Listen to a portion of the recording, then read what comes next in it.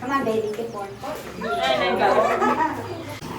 Well, for 30 years off and on, I worked as a midwife in Missouri.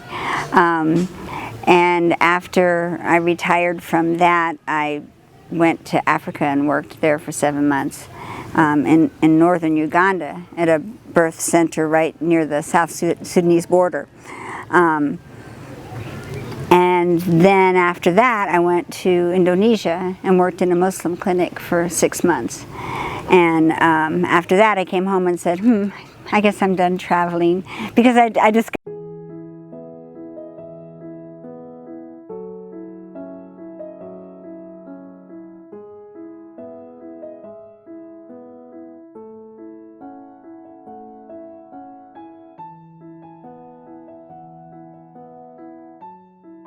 But then I met someone who knew someone who knew someone in Humanity for Children, and next thing you know, I was meeting Catherine and Bob at the Pantera in Colombia and being heavily recruited. And it became sort of, with the help of some of the other people, mostly Amanda Gowan, came up with a curriculum idea. I knew what the traditional birth attendants would be like because I lived with them for 7 months in Uganda. There's some differences. The laws are changing. The traditional birth attendants are no longer just allowed to be delivering babies. They want the mothers to come into clinics. I know in Uganda the government distributes a little birth kit, and they won't let you in the clinics or hospitals unless you have the birth kit. They'll let you have your baby on the sidewalk. Yes, and so the birth kits were a big deal. We had heard that they were losing mothers and babies here, and that they asked for some help in how to help preserve those lives. And so our main focus is the safe birth kits, which is just general protection for the midwives, protection for the moms and babies, with basic hygiene and some tools. Because it's physiological birth. The mother's body will open and the baby will come out, and that's what, birth's all about. So we just need to help facilitate that in a clean way so that we don't have the problems with infections and disease.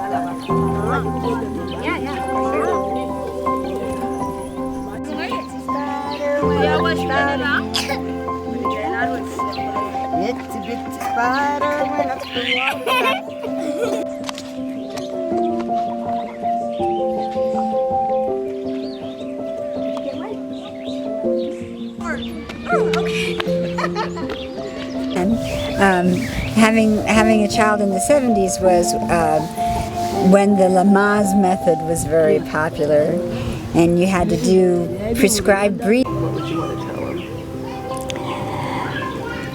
I think the beauty of Humanity for Children is the fact that they keep coming back, and that they have a long-term relationship with the communities that they serve.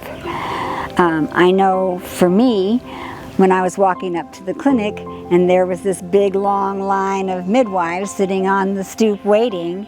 They saw me and their faces lit up, and I saw them, and I'm sure my face lit up. We all started clapping hands and running toward each other and giving each other hugs and kisses, which was the first time that had happened to that extent. But it took me 4 years to get there.